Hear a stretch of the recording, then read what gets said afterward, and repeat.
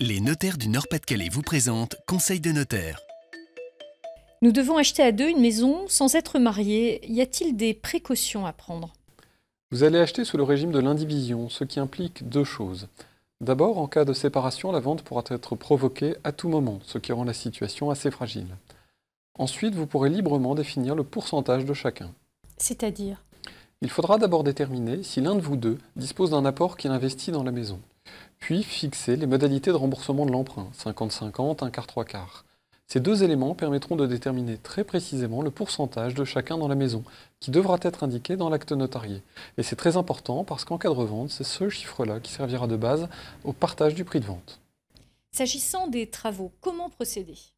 Les travaux doivent en principe être réglés selon le même pourcentage que l'achat de la maison. Mais si vous réalisez vous-même des travaux, celui qui les réalise ne pourra pas obtenir de remboursement pour le temps qu'il y a passé. Que se passe-t-il en cas de décès? L'indivision ne vous protège pas.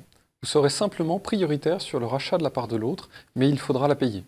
Si vous voulez rester gratuitement dans la maison, des solutions existent. N'hésitez pas à consulter votre notaire. C'était Conseil de notaire avec les notaires du Nord-Pas-de-Calais.